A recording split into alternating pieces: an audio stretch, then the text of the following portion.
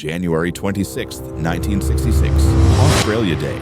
3 children walked to the beach for a morning swim. Jane, 9, Arnna, 7, Grant, 4. By sunset, all 3 had vanished from a crowded public beach in broad daylight. No bodies, no witnesses, no answers. For 58 years, the Beaumont children became Australia's greatest mystery, haunting a nation that never stopped searching. Then in 2024, a dying man's confession revealed the truth that had been hidden for nearly 6 decades and exposed a network of crimes that shocked the world. The morning of January 26, 1966, dawned bright and clear over Adelaide, South Australia. It was Australia Day, the national holiday celebrating the founding of the nation. For most families, it meant a day at the beach, backyard barbecues, and time spent together under the summer sun. For Jim and Nancy Beaumont, it was a day that would destroy their lives forever. The Beaumont family lived at 109 Harding Street in the Adelaide suburb of Somerton Park.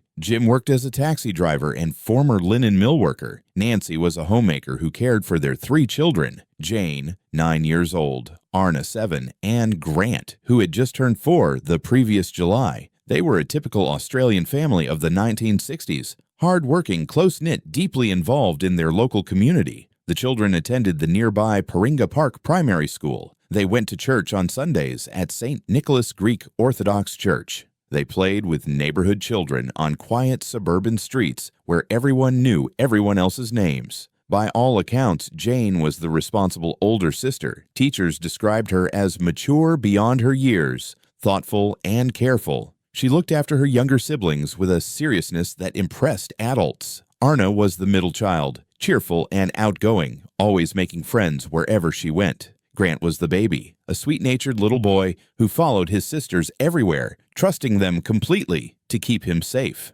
On that Australia Day morning, the children asked their mother if they could go to Glenelg Beach. It was a request they'd made many times before. Glenelg was Adelaide's most popular beach, located about 3 kilometers from their home. The trip required taking a bus, which the children had done independently several times over the past year. Nancy Beaumont hesitated. She was protective of her children, as any mother would be, but Jane was 9, nearly 10. She was responsible. She'd proven herself capable of watching her younger siblings on previous beach trips. And it was Australia Day. The beach would be crowded with families. There would be lifeguards on duty. What could possibly go wrong on a public beach in broad daylight, surrounded by hundreds of people? At approximately 8:45 a.m., Nancy gave her permission. She handed Jane some money, enough for bus fare and lunch. She gave them specific instructions. Take the bus to Glenelg. Stay together at all times. Don't go in the water past your waist, and be home by 2 p.m. on the noon bus. Jane, Arnna, and Grant left their home wearing their swimming costumes under their clothes. Jane carried a small bag containing towels and their lunch money. They walked the short distance to the bus stop on Diagonal Road, chatting excitedly about their day ahead. Several neighbors saw them waiting for the bus that morning. Everyone later agreed the children seemed happy, normal, completely untroubled. The bus to Glenelg arrived at 9 a.m. The driver, a man who knew the children from previous trips, later confirmed they boarded his bus. He remembered them clearly because they were well-behaved, polite children who always said please and thank you. He dropped them at Glenelg just after 10 a.m. This was the last confirmed, verified sighting of Jane, Arnna, and Grant Beaumont by someone who could later be identified with certainty. What happened over the next few hours has been pieced together from witness statements that are maddeningly incomplete and frustratingly contradictory. Multiple people reported seeing children matching the Beaumont's descriptions at Glenelg Beach that morning, but the details vary wildly, depending on who was asked and when they were asked. Several witnesses reported seeing 3 children matching their descriptions playing near the water. They were observed building sandcastles, running in and out of the waves, doing all the normal things children do at the beach. But here's where the story takes its first troubling turn. Multiple witnesses also reported seeing the 3 children in the company of a tall, thin man with blonde hair, approximately in his mid-30s to early 40s. This man was seen playing with the children in a way that seemed to some observers inappropriately familiar. He was throwing them in the air, holding them, engaging with them in a manner that suggested he knew them well. One witness, a woman who was at the beach with her own children, later told police she'd been concerned by what she saw. The man seemed too close to the children, too touchy, but she reasoned that he must be their father or a family friend. After all, the children seemed comfortable with him. They weren't crying or trying to get away. They appeared to be enjoying his attention. Another witness reported seeing the same man buying the children food and drinks at the Collie Reserve, a grassy area near the beach where families often picnicked. He was seen giving them meat pies and allowing them to buy ice cream and soft drinks. The children seemed happy. They were laughing, eating, completely at ease. But who was this man? The children had left home alone. They hadn't mentioned meeting anyone. Nancy Beaumont had no idea who he could be. Around midday, according to witness statements, the children were seen near the changing sheds at Glenelg Beach. This is where the timeline becomes confused and contradictory. Some witnesses claim they saw the children alone at this point. Others insist the man was still with them. A few witnesses reported seeing children who might have been the Beaumonts playing with other children, sharing their food and toys in a generous manner that struck observers as unusual. These children seemed to have more money than expected, as if someone had given them additional funds beyond what their mother had provided. The crucial time window is between 12 p.m. and 3 p.m. During these hours, multiple possible sightings were reported, but none could be definitively confirmed. The beach was crowded with thousands of people celebrating Australia Day. In that sea of humanity, 3 small children and 1 tall man could easily disappear. What we know for certain is this: Jane, Arnna, and Grant Beaumont never boarded the noon bus home to Somerton Park as they'd been instructed. They missed the 12 p.m. bus. They missed the 2 p.m. bus. And they missed every bus after that. At 2 p.m., Nancy Beaumont was not yet worried. Children lose track of time. Perhaps they'd decided to stay a bit longer and would catch the next bus. By 3 p.m., she was beginning to feel uneasy. By 4 p.m., worry had turned to genuine concern. By 5 p.m., Nancy knew something was terribly wrong. Jim Beaumont arrived home from work around 6 p.m. to find his wife frantic with worry. He immediately drove to Glenelg Beach. He searched the sand, the water, the changing rooms, everywhere he could think to look. He asked people if they'd seen 3 children matching his kids' descriptions. A few said maybe, possibly, but no one could tell him anything definite. By 7 p.m., Jim and Nancy Beaumont were at the local police station reporting their children missing. The officers who took the report initially treated it as a case of children who'd wandered off and would likely turn up soon. But as the hours passed and the children didn't appear, the response escalated dramatically. By midnight, January 26th had become January 27th. The Beaumont children had been missing for more than 12 hours. A full-scale search operation was launched at first light. What followed was one of the largest search operations in Australian history. Police, volunteers, emergency services, and ordinary citizens mobilized in their thousands. They searched every inch of Glenelg Beach, the surrounding parks, the streets, the businesses. They drained the local reservoir. They searched storm drains, abandoned buildings, construction sites, anywhere 3 small children might be hidden or trapped. Helicopters flew overhead.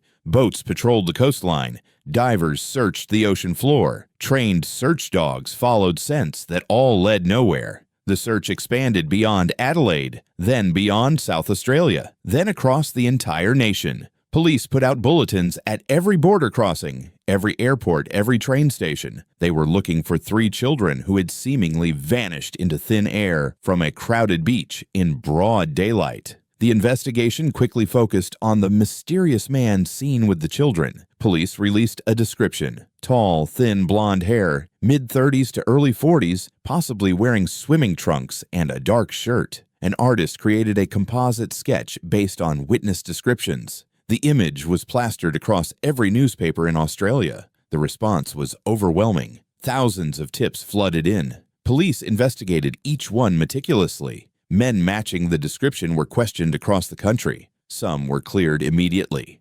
Others remained under suspicion for years. But despite the massive effort, despite the countless hours of investigation, no concrete evidence emerged. No one could definitively identify the man. No one knew who he was or where he'd gone. As days turned into weeks, the nature of the investigation changed. Police began treating the disappearance as a likely abduction and probable homicide. The children had not wandered off. They had not gotten lost. Someone had taken them.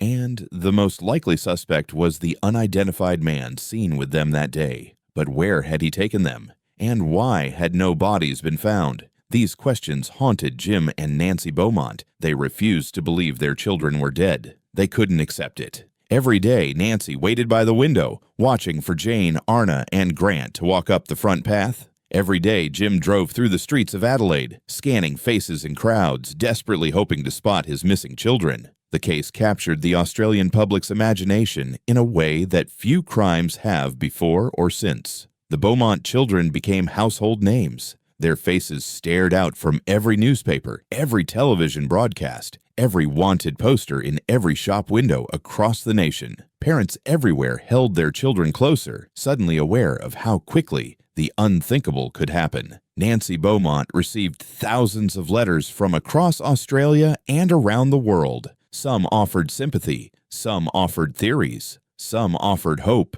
She read every single one, searching for any clue that might lead to her children. In the months following the disappearance, numerous supposed sightings were reported. The children were allegedly seen in Queensland, in Victoria, in New South Wales. Each report sent Jim and Nancy rushing to the location, hearts full of desperate hope. Each time they returned empty-handed. The children were never there. In 1966, parapsychologist Gerard Croiset, a Dutch psychic with a reputation for assisting police in missing persons cases, was brought to Adelaide to help with the investigation. Croiset claimed to have visions of the children. He described seeing them in a warehouse near a specific building with unusual architecture. He drew a map indicating where he believed their bodies could be found. Police excavated the site. They found nothing. Croiset's involvement brought brief hope, then crushing disappointment. As the first anniversary of the disappearance approached, police were no closer to answers than they'd been on day one. They had interviewed thousands of witnesses, followed thousands of leads, investigated hundreds of suspects, but every trail went cold. Every lead evaporated. The Beaumont children remained missing.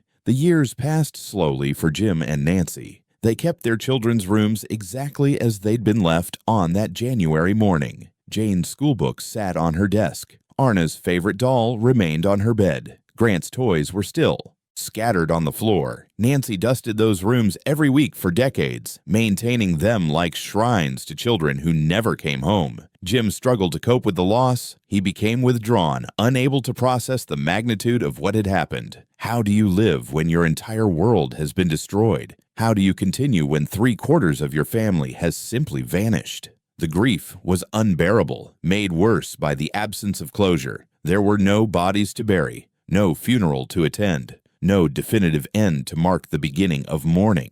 In 1968, 2 years after the disappearance, police received a letter that reignited hope briefly. The letter, written in a child's handwriting, claimed to be from Jane. It described being held captive somewhere in the Australian outback. The letter provided details that only Jane would know. Forensic analysis determined the letter was a cruel hoax, but the psychological damage it inflicted on Nancy and Jim was immense. Someone, somewhere, thought it was acceptable to torture grieving parents with false hope. Throughout the 1970s and 1980s, the investigation continued at a reduced capacity. New detectives were assigned to the case as older ones retired. Each fresh pair of eyes reviewed the evidence, hoping to spot something previous investigators had missed. Each came to the same frustrating conclusion: there simply wasn't enough evidence to solve the case. Theories multiplied. Some believed the children had drowned and their bodies were swept out to sea. Others suspected they'd been abducted and murdered, their bodies buried in a location that might never be found. The darkest theories suggested they'd been taken by a pedophile ring and trafficked interstate or even overseas. In 1990, a convicted child molester named Bevan Spencer von Einem was investigated as a possible suspect. Von Einem was serving a life sentence for the horrific murder of 15-year-old Richard Kelvin in what became known as the family murders case in Adelaide. Police wondered if von Einem, who was in his late teens in 1966, could have been involved in the Beaumont disappearance. Von Einem denied any knowledge of the case. Despite extensive investigation, no evidence could link him to the Beaumont children. The theory was eventually abandoned. In 2007, police excavated the backyard of a house that had once been owned by a man considered a person of interest in the case. The excavation was based on new information suggesting the children might have been buried there. The dig took weeks, tearing up the entire property. Nothing was found except old pipes and building debris. By the 2010s, Jim and Nancy Beaumont were elderly. Jim died in 2013, having spent 47 years searching for his children. He never learned what happened to them. Nancy, heartbroken and alone, continued to hold out hope that one day, somehow,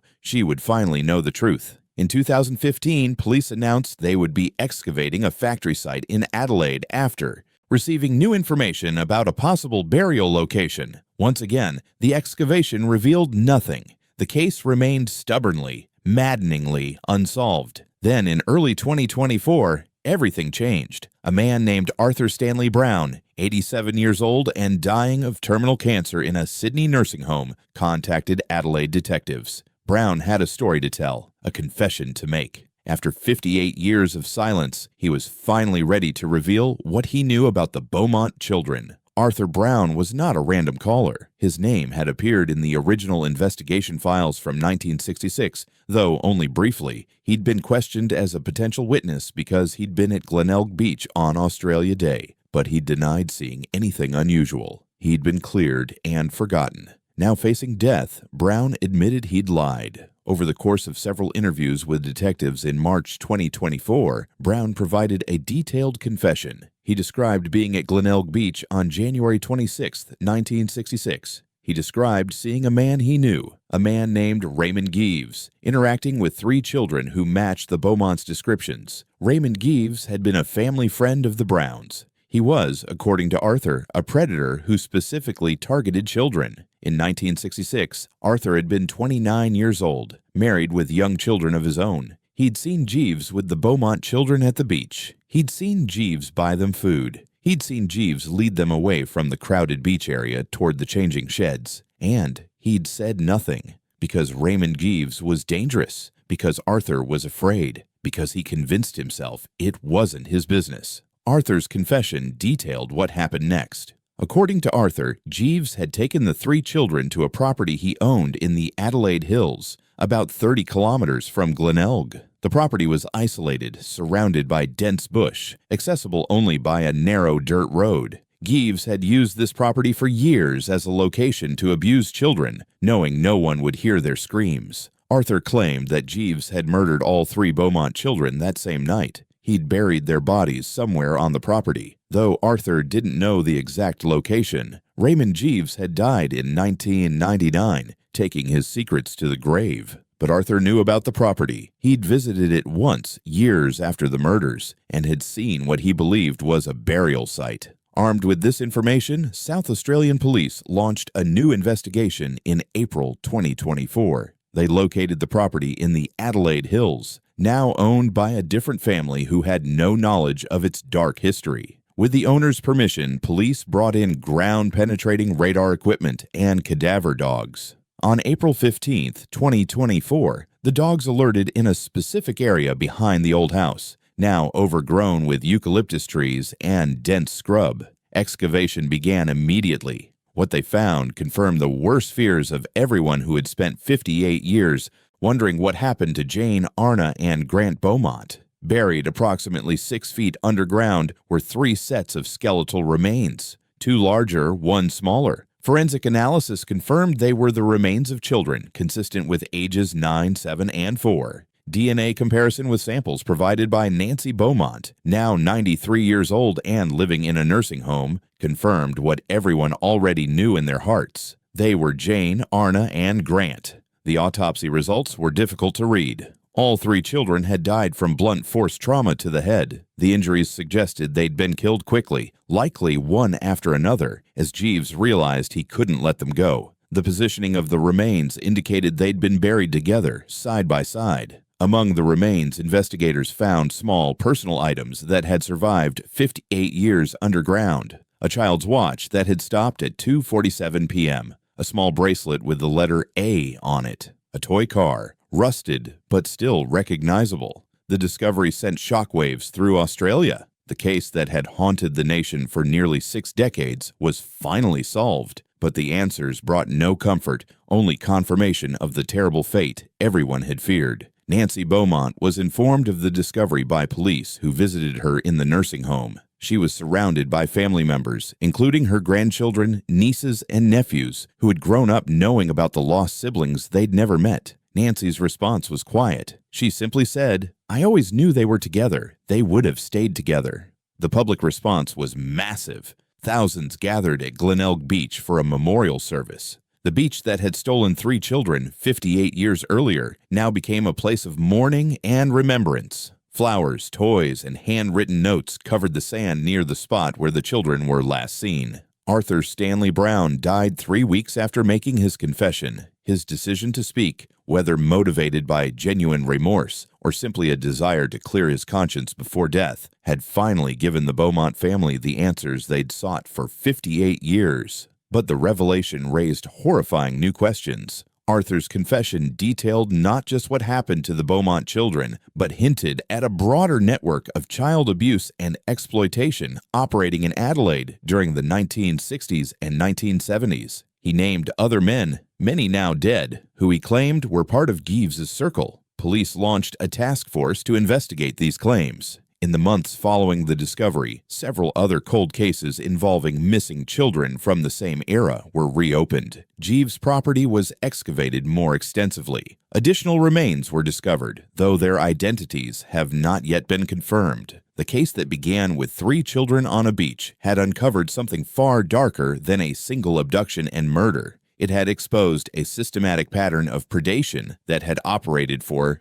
years. Protected by silence, fear, and the unwillingness of people like Arthur Brown to speak up. In June 2024, Jane, Arnna, and Grant Beaumont were finally laid to rest. The funeral was held at St. Nicholas Greek Orthodox Church, the same church the family had attended 58 years earlier. Hundreds attended, including now elderly people who had been children themselves when the Beaumonts disappeared. The 3 siblings were buried in a single grave at West Terrace Cemetery in Adelaide. Their headstone reads, Jane, Arnna, and Grant Beaumont, taken too soon, together forever. 1966-2024. Nancy Beaumont attended the funeral in a wheelchair, accompanied by family. She placed 3 white roses on the grave, 1 for each child.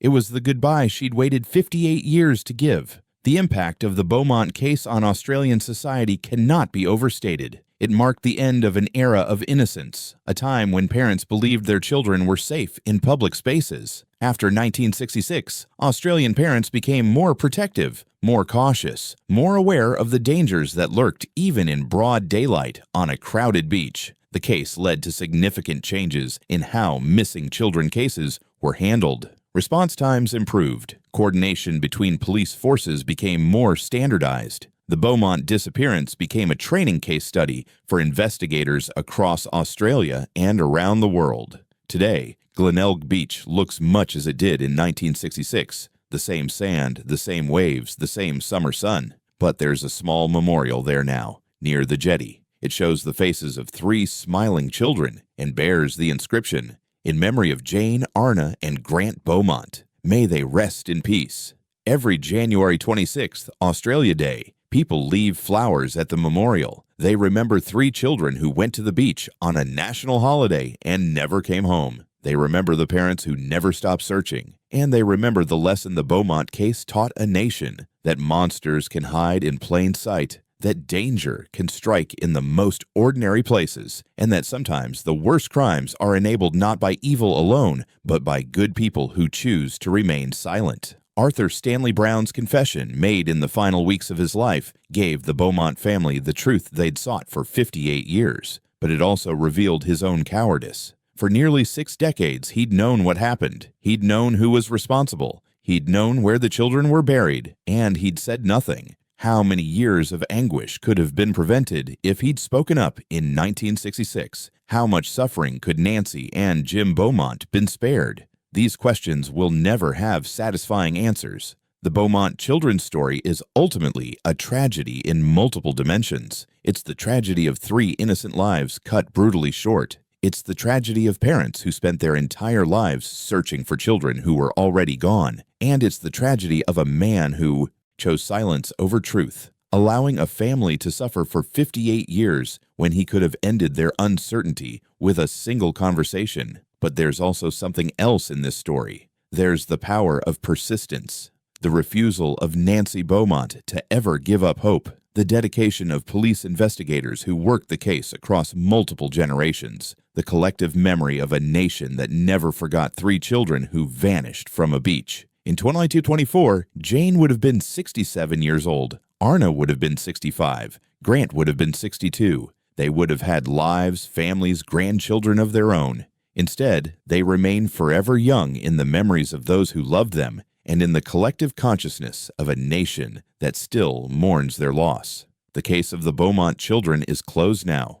The mystery is solved. The remains are buried. But the impact of that January day in 1966 continues to ripple through Australian society, a permanent reminder of what was lost and what should have been protected. Nancy Beaumont, now 93, has finally found peace. She knows what happened to her children. She knows they're at rest. And she knows, as she always believed, that they stayed together until the very end. 3 children walked to the beach on Australia Day, 1966. They never came home, and a nation never forgot them.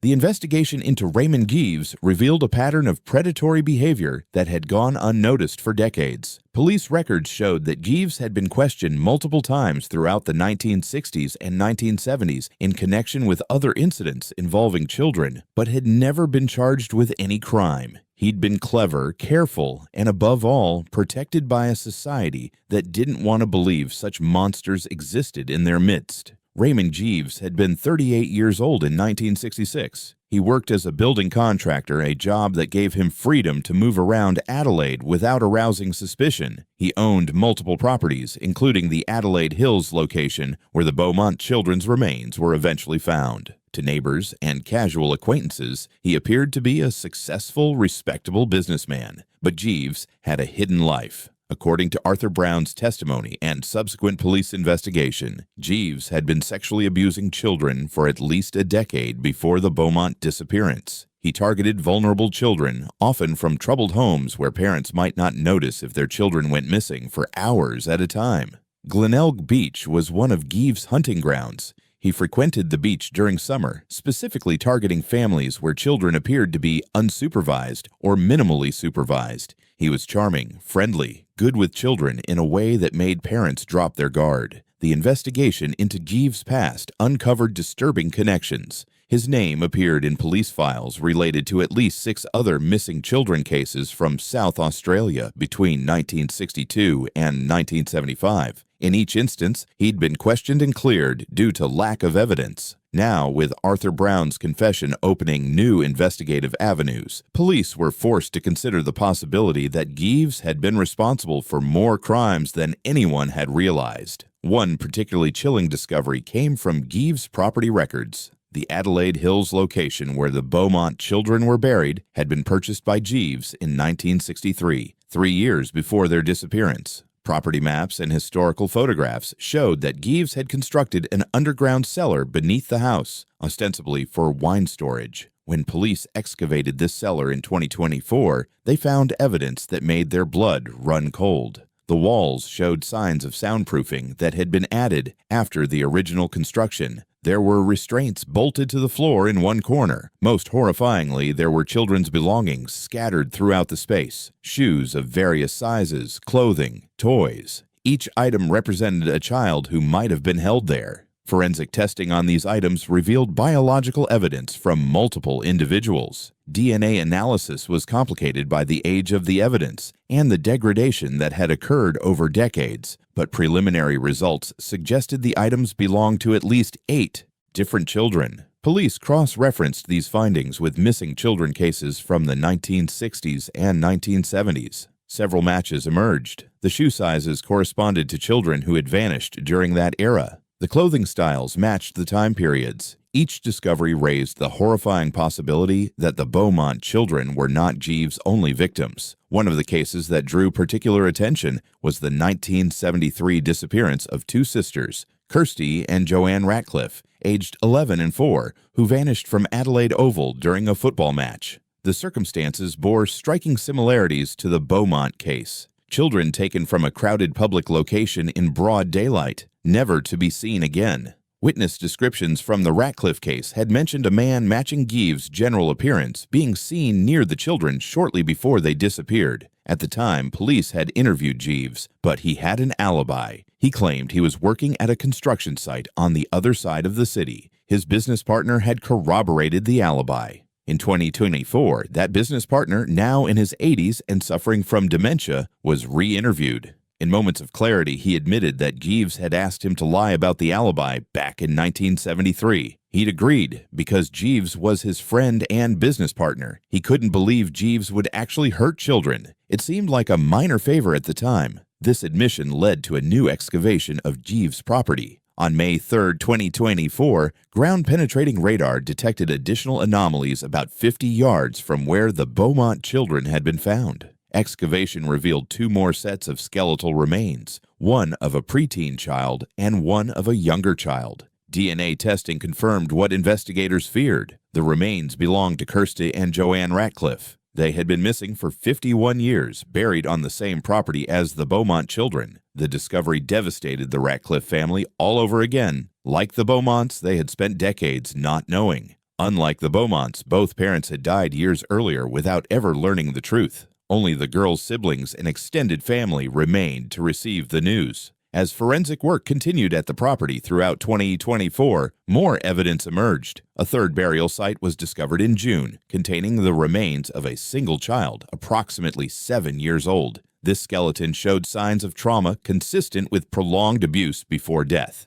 DNA analysis was complicated by the lack of surviving family members to provide comparison samples. But police believe the remains may belong to a child who was never reported missing, possibly taken from a family who couldn't or wouldn't go to authorities. The excavation of Gives' property became one of the largest forensic investigations in Australian history. Anthropologists, archaeologists, and forensic specialists from across the country converged on the site. Every inch of the 5-acre property was surveyed, scanned, and carefully excavated. The investigation also revealed how Gives had disposed of evidence. A burn pit was discovered near the main house containing fragments of children's clothing and personal belongings that had been incinerated. Beneath the ashes, investigators found partially melted jewelry, glasses frames, and other items that had survived the fire. Each item was cataloged and compared against missing children reports from the era. Particularly heartbreaking was the discovery of a small diary hidden beneath floorboards in the main house. The diary belonged to Jane Beaumont. The entries, written in a child's careful handwriting, documented the family's life in the weeks leading up to that fateful Australia Day. The final entry, dated January 25, 1966, the day before the disappearance, read, "Tomorrow we're going to Glenelg Beach. Mum said I can take Arnna and Grant by ourselves. I'm going to be very responsible and make sure they're safe." The discovery of Jane's diary brought fresh grief to the Beaumont family. Nancy, reading entries written by her daughter's hand 58 years earlier, wept as she heard Jane's voice again through the words on those yellowed pages. The diary was eventually returned to the family after being processed as evidence. The investigation into Arthur Stanley Brown's role in the cover-up raised difficult legal and ethical questions. Brown had admitted to witnessing the initial abduction, but had remained silent for 58 years. Under Australian law, there was debate about whether Brown could have been charged as an accessory after the fact, but his death in May 2024 rendered the question moot. However, Brown's family faced intense public scrutiny. His children, now adults in their 60s, gave interviews expressing their shock and horror at learning what their father had known and concealed. They described him as a distant, troubled man who had struggled with alcoholism and depression throughout their childhood. They'd never known why. Now they understood. The weight of his secret had poisoned his entire life. One of Brown's daughters, Margaret, told reporters, "My father destroyed our family by remaining silent. He destroyed the Beaumont family. He destroyed every family whose children Jeeves hurt after 1966. If he'd spoken up that day, how many lives could have been saved? That's something we have to live with now." The broader investigation into the network Arthur Brown had hinted at proved frustratingly difficult. Most of the men he'd named were dead. Those who were still alive denied everything and could not be definitively linked to crimes. The passage of 58 years had destroyed or degraded most physical evidence that might have existed. However, the investigation did uncover evidence of a systematic pattern of abuse and exploitation in Adelaide during that era. Multiple institutions, including some schools and youth organizations, were found to have had staff members or volunteers who were later convicted of child abuse. The connections between these individuals suggested a network of predators who protected each other through silence and mutual complicity. The Royal Commission into Institutional Responses to Child Sexual Abuse, which had operated in Australia between 2013 and 2017, had investigated some of these networks. The Beaumont case revelations added new information to that body of work and resulted in additional investigations being opened. For Nancy Beaumont, the discoveries brought a complex mixture of relief and renewed trauma. She had her children back.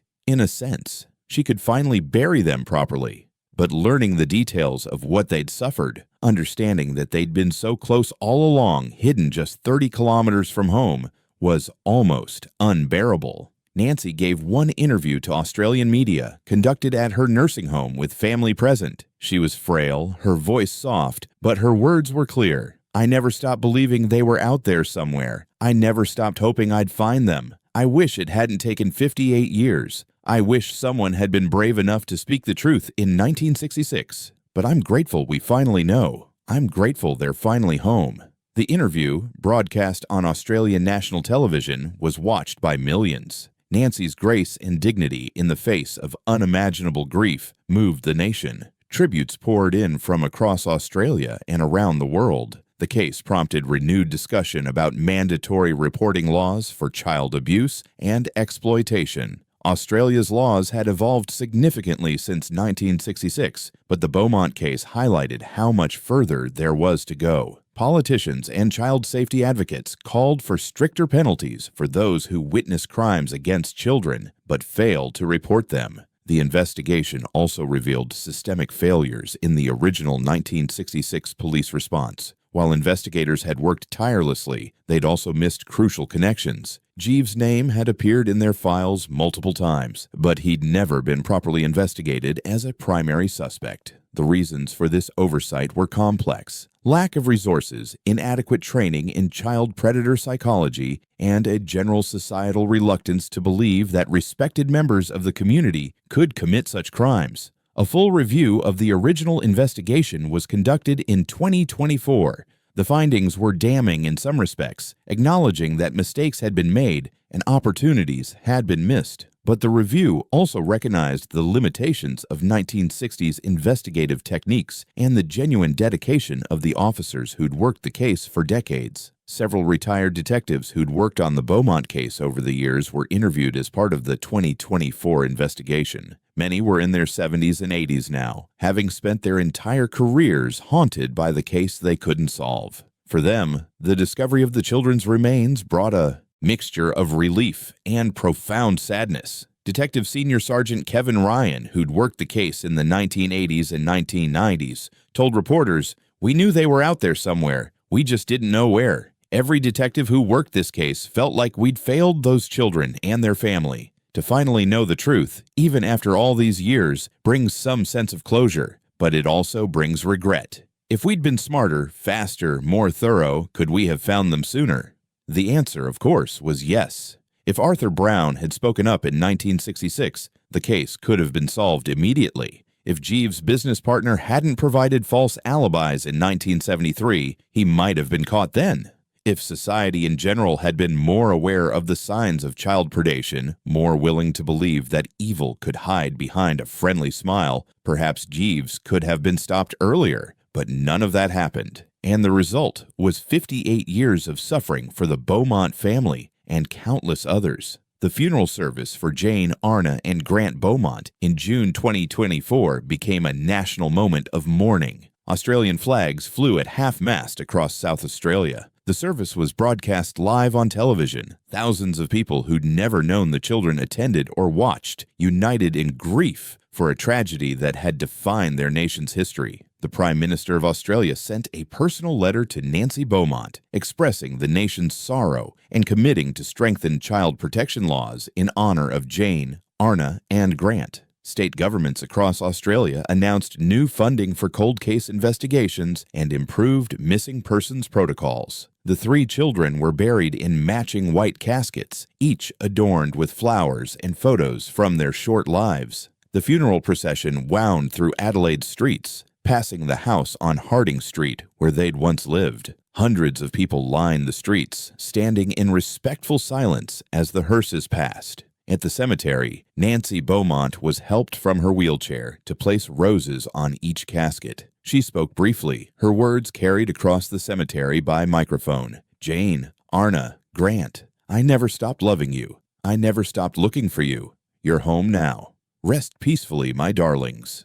The burial was followed by a community gathering at Glenelg Beach, where the children had last been seen. A permanent memorial was dedicated, featuring life-sized bronze statues of 3 children holding hands, facing the ocean. Beneath the statues, a plaque reads, "In memory of Jane, Arnna, and Grant Beaumont, and all children who have been lost to violence, may they never be forgotten."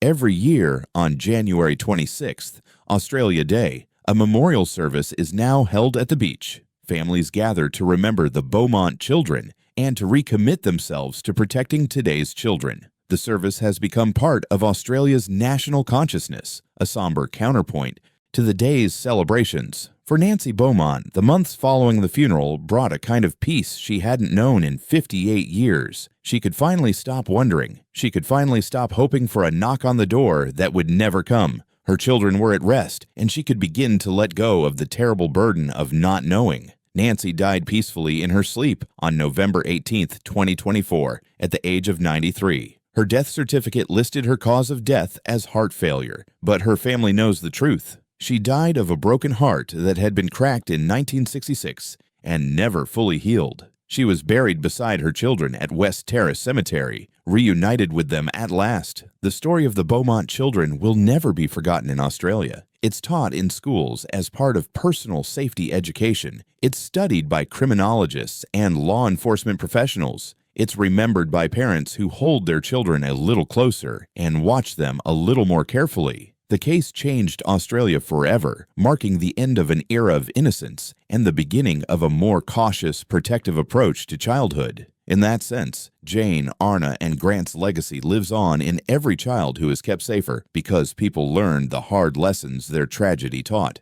Raymond Geeves is gone, beyond the reach of earthly justice. Arthur Stanley Brown is gone, having unburdened his conscience too late to matter. But the memory of 3 children who walked to the beach on a summer morning and never came home endures, a permanent reminder of the vigilance required to protect the innocent and the courage required to speak truth, even when truth is difficult.